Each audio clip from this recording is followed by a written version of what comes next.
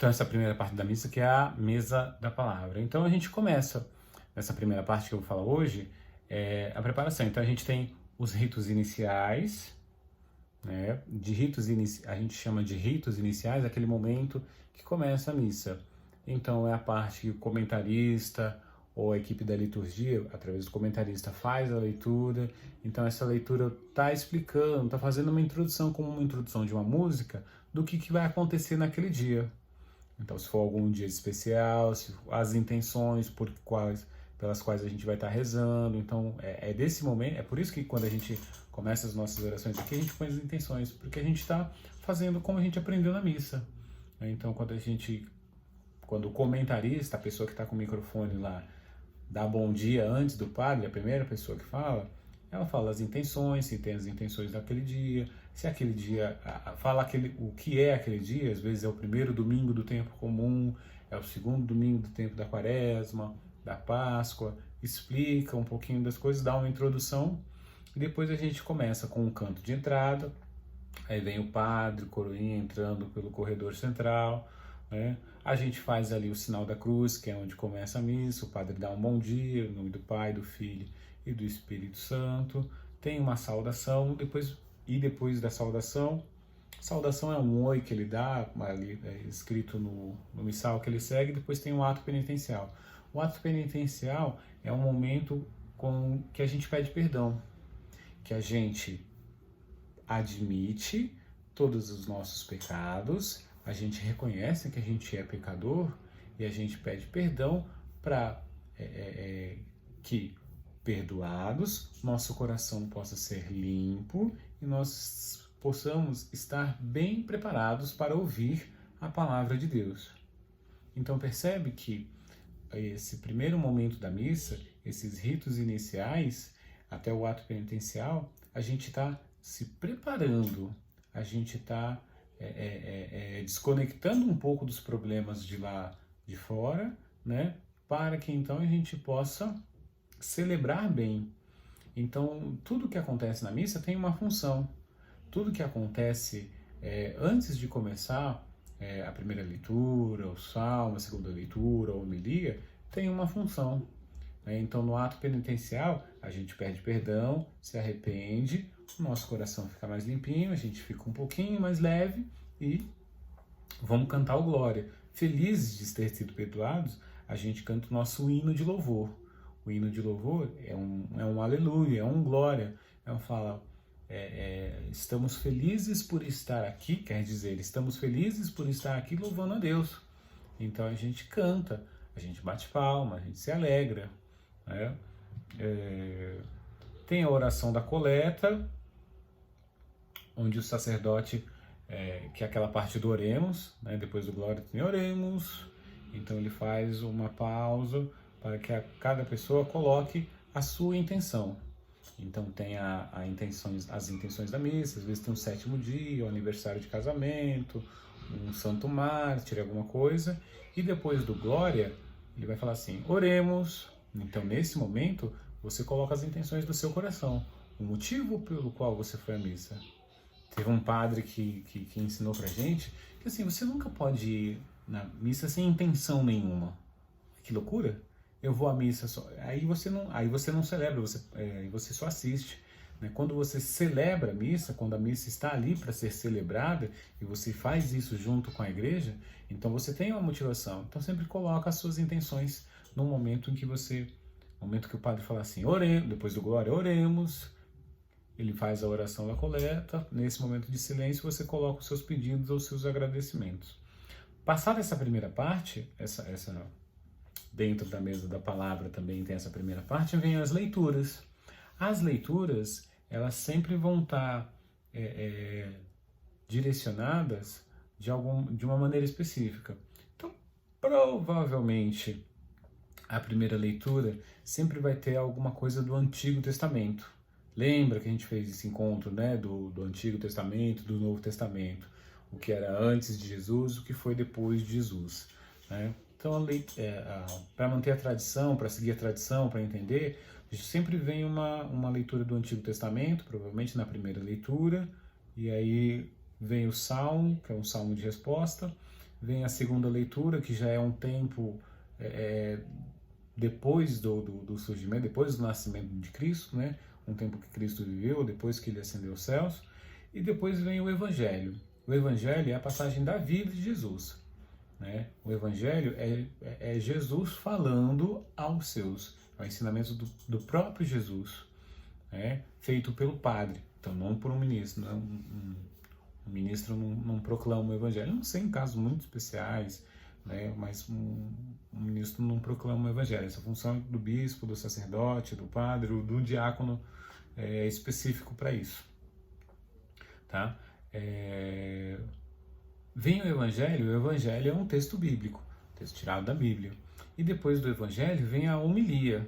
E olha só, o Evangelho é como Jesus contando essa parábola, explicando, falando, passando o ensinamento que vem de Deus para que a gente possa resolver os problemas do dia a dia e mudar as nossas ações. A homilia, que é o que eu sempre peço para que vocês resumam, né, façam um trechinho, é a explicação, né, atual desse evangelho. Então, na homilia, o padre pega as palavras de hoje, o contexto de hoje da comunidade e explica o que Jesus quer que a gente faça para resolver os nossos problemas. Como que Jesus quer que a gente mude de vida. Lembra que lá no passado ele falou, olha, ele conta parábola para você conseguir resolver o problema, mas você precisa ter ação de mudança também. É isso que acontece no Evangelho, ou na homilia. No Evangelho, Jesus conta a história, e às vezes no Evangelho Jesus conta a história, e depois ele faz, o padre, na pessoa de Cristo, através da boca do padre, faz a homilia. E a homilia é uma atualização, é uma explicação. Lembra? Né? Ele não vai falar de física quântica, ninguém entende física quântica. Então ele tem que falar de um jeito que você entenda. Hoje, né? Em português, aqui no Brasil. Se fosse na Itália, seria em italiano. Se fosse no Japão, seria em japonês. Se fosse na Espanha, seria em espanhol. Né? E assim por diante. Ele precisa... Jesus se utiliza do padre como ferramenta para que esta explicação, para que este ensinamento chegue até as pessoas e mude a vida delas. Né? Isso acontece, é assim que acontece nessa primeira parte da missa.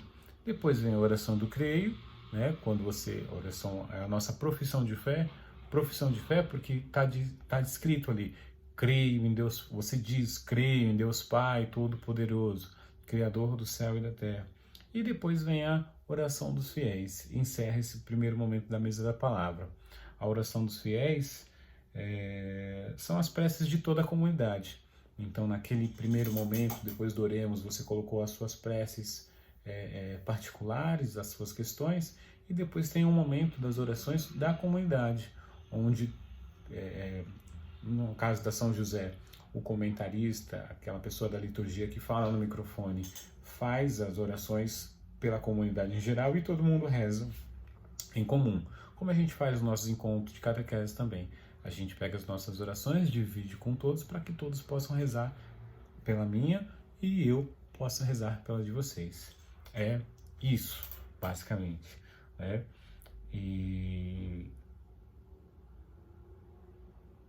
Legal.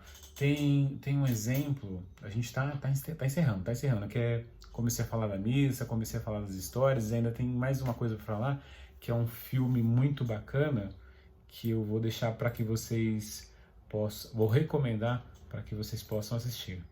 Eu vou deixar a imagem dele aqui, então deve estar passando enquanto estou falando, chama-se, se eu conseguir editar, é claro, chama-se Um Sonho Possível, com a Sandra Bullock. Ele é de 2010, né, a capinha dele aqui, e ele é baseado numa história real de um jogador de futebol americano, negro, que eu não posso falar, porque senão vocês vão saber o filme. É um filme bom de assistir com a família, né? E o que eu posso falar? Ele tem muito a ver com a história de hoje. Precisa assistir o filme antes do encontro? Não. Né? Pode assistir na sexta-noite? Pode assistir no sábado pode assistir no domingo. Não, mas é bom que assista em família. Tem no Netflix, eu acho que tem no Now também, para alugar. Não sei se tem não consegui achar no YouTube, mas se puder alugar no Now, ou se puder alugar na sua operadora de televisão, alugue. Faz bem, é um filme muito, muito bacana, tá? Ele tem muito a ver com o que a gente falou hoje, sobre a parábola do semeador. É isso que eu posso dizer, né? Se não mais que isso, eu conto a história do filme, tá? E demais do livrinho, façam as lições. Cadê aqui o livrinho? E principalmente o meu compromisso. Então tem que fazer as lições da página 28 e 29, tá? E aqui no meu compromisso especial, de acordo com a parábola lida, de acordo com a parábola lida, esta semana eu quero. Então, a gente leu a parábola do semeador. Você pode ler as outras parábolas também. A do semeador eu achei que foi bem interessante por conta do filme, tá? Mas lembra que é muito importante mudar o comportamento, né? Mudar uma ação. Então, não pode ficar só na teoria. Tem que sempre buscar a prática também, certo? Bacana. Então, a gente encerra o nosso encontro fazendo as nossas orações. Oração da Salve Rainha e oração do Anjo da Guarda. Salve Rainha, Mãe de misericórdia, vida, doçura e esperança, nossa salve. A vós brandamos os degredados filhos de Eva, a vós suspiramos, gemendo e chorando neste vale de lágrimas. Eia, pois, advogada nossa, estes vossos olhos misericordiosos a nós volvei, e depois desse desterro, mostrai-nos Jesus, bendito o fruto do vosso ventre, ó clemente, ó piedosa, ó doce sempre Virgem Maria. Rogai por nós, Santa Mãe de Deus, para que sejamos dignos das promessas de Cristo. Amém. Santo anjo do Senhor, meu zeloso guardador, se a ti me confiou a piedade divina, sempre me rege, me guarde, me governe, me ilumine. Amém. Nós estamos e continuaremos sempre unidos em nome do Pai, do Filho e do Espírito Santo. Amém. Tchau, galerinha. Um abraço. Tchau, tchau.